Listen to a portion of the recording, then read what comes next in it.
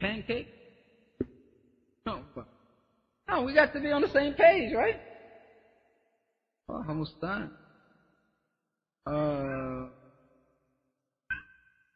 When it was learnt that the Tatars were planning to conquer Damascus, the Sultan Al-Malik al-Nasir, Muhammad ibn Qalawun, left Egypt with a powerful army to check the advance of the Tatars.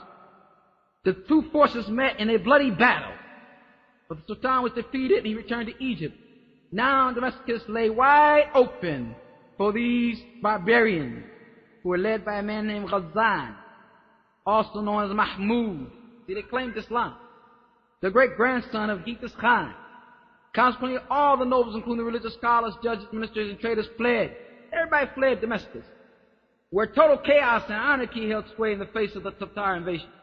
At this critical moment, pay attention. At this critical moment, and this is when men are known. This is when men are known. At the critical time, at the zero hour, when things are dire, and there's total distress and confusion and chaos, this when men are known. At this critical moment, Ibn Taymiyyah led a delegation to meet Ghazan and pursue for peace of the city. Accordingly, the delegation led by Ibn Taymiyyah met Ghazan, and he's talking to this Tatar barbarian. And he agreed to amnesty of the people of Damascus. They thought he was going to kill him. You going to see this fool? All that these people have known is cutting off heads. We said cutting out the babies from Muslim women and let them see them cry and cutting them. You understand? Cutting people's their heads off. And you're going to go see this man? You tell me, Allah had no fear, and he went to see this man. Tatar army advancing towards Syria again reached Damascus later on, and in 702 after Hijrah, caused panic among the people. Many who began running from their homes from place to place. When Ibn Taymiyyah saw this, he began to urge the people to defend themselves. Mujahid, هذا. Man's a mujahid. Now he's in a position of what? Urging the people to defend themselves, stopping them from leaving the city. They said that he was a fighter. Jihad against, he was in the front of the fight, leading the fight. Wasn't in the background. Ibn Taymiyyah, rahimahullah. They met them at Thaqab, and after a bloody conflict, the Muslims defeated them. It said that during these battles, Ibn Taymiyyah was making dua to Allah Ta'ala, as Prophet Muhammad was doing. Calling upon Allah Ta'ala for help. Calling upon Allah Ta'ala for support. And he would say, we're going to win. And the people would say, Inshallah, Inshallah. But he said to them, Inshallah tahqiqan la ta'aleef. Inshallah in reality, not Inshallah like you just making a comment. You know the difference. Brother, you coming by to give me Inshallah. That's ta'leekan. You know he ain't coming, right? From the way he said it, he ain't coming. Huh? Fanny, you get ready to go. What? I thought you said, brother, says he ain't said Inshallah. Inshallah tahqiqan, in reality, actualizing that you mean that this thing is going to happen by the grace and will of Allah Ta'ala. Tahqiqan, he means here, actualizing the promise of Allah Ta'ala. Because despite whatever else can be said about the sins and the shortcomings of the Muslims, the promise of Allah Ta'ala is true. The promise of Allah Ta'ala is true. It's real.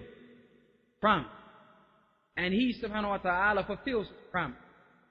And He subhanahu wa ta'ala fulfills His promise. His jihad against the heretics will be all day. The religious condition of the Muslims and how he dealt with them would be all day. Ibn Taymiyyah fought every mubtadi'. Every mubtadi' he followed. There wasn't one mubtadi' in the area that he was down against.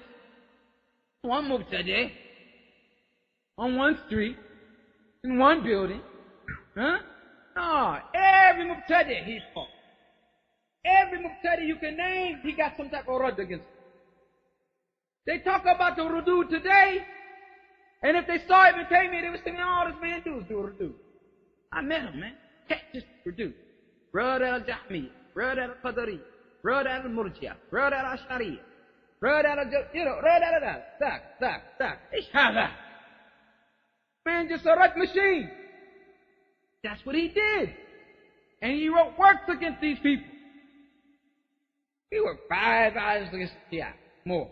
Minhaj al-Sunnah, knock down Shia. Just did them. He just did them bad, which was what they deserved. Took their hearts out while I was still beating them. Slapped with it. You know what I'm saying? You know what I'm saying? Entertain you. You know what I'm saying? Cut them on the chin, pull their tongue out, give them a Colombian necktie. Just hurt them. Jumped on their ears, poked out their eyes. They did it to them. Look at Minhaj al-Sunnah. Look at Minhaj al-Sunnah. It leaves no room for a Rafidi. He won't even raise his head. What can he say? Mother Aqul, what's that thing? What can I say? And Ibn Taymiyyah said it. Nothing I can do about it. His students, like al-Dahabi, and Ibn Kathir, Ibn Imad, Abdul Hadi, what can you say about the man?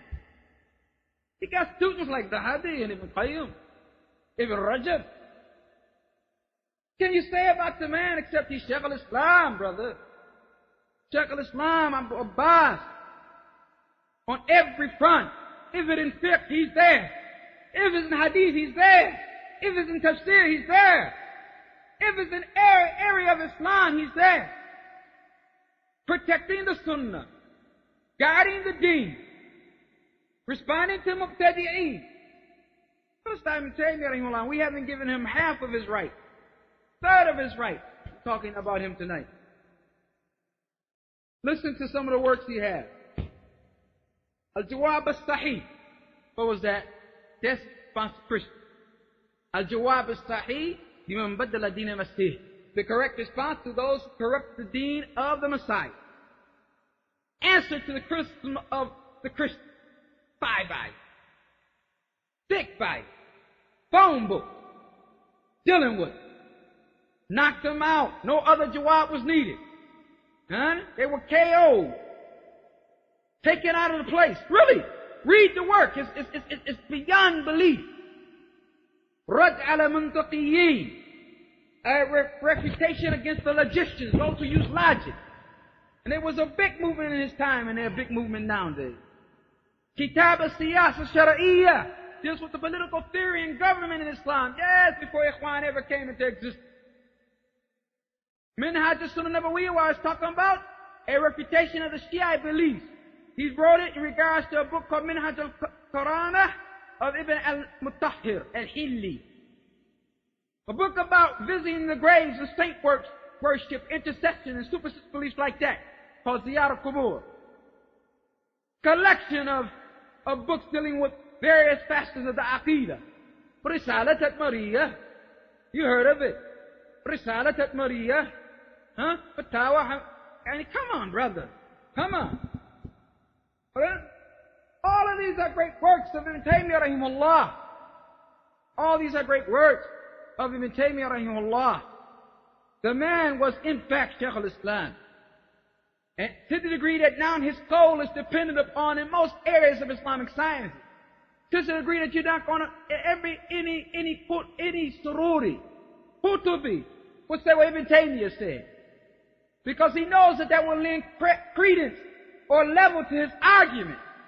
You put Ibn Taymiyyah on the table, you don't need nothing else. Only from the statements of people, Because he's going to bring Quran and Sunnah. You're going to, it's a one-stop center. You're going to stop there, you're going to shop for everything you need, you're going to go on about your business. Sheikh-Ul-Islam Ibn Taymiyyah. And you'll see how he is when we get through this work, or begin to go through this work. And have a little, be a little bit enthusiastic, brother. Don't come in here, drag, late, talk, oh man, I'm studying Aqidah. Aqidah is the life source of the Muslim. And if Aqidah, your light ain't on because you ain't got no light. Huh? Aqidah is it. If we get our Aqidah correct, then everything else will be correct. We start with what about my relationship with my wife? Well, you get your Aqidah correct, your relationship with your wife will be correct. What my relationship with my brothers? I feel this way, I feel that way. Get your Aqidah correct, your relationship with your brothers be correct. Of course, they got to get their Aqidah correct also.